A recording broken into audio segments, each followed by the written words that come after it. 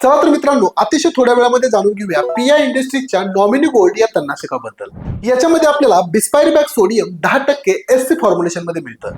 हे एक सिलेक्टिव्ह आणि पोस्ट इमर्जन्स तणनाशक आहे, म्हणजे फक्त याचा तुम्ही वापर भात पिकामध्ये करू शकता, ते देखील तण उगवल्यानंतर।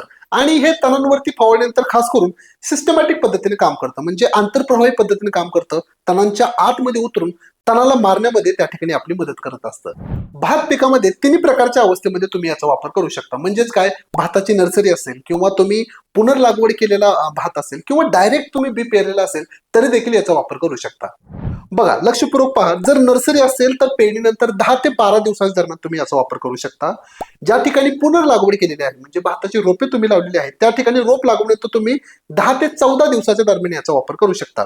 किंवा जर डायरेक्ट बी पेरलं असेल तर त्या ठिकाणी तुम्ही पेरणीनंतर 15 ते 25 दिवसाच्या दरम्यान याचा वापर करू शकता। मित्रांनो, याची वापराची मात्रा जर पाहिली तर 80 ते 120 मिली 1 एकर साठी आहे। चला तर मित्रांनो, माहिती कशी वाटली कमेंट्स बॉक्स मध्ये नक्कीच सांगा, आणि सर्वात महत्त्वाची गोष्ट, कृषी डॉक्टरला फॉलो करायला विसरू नका। धन्यवाद।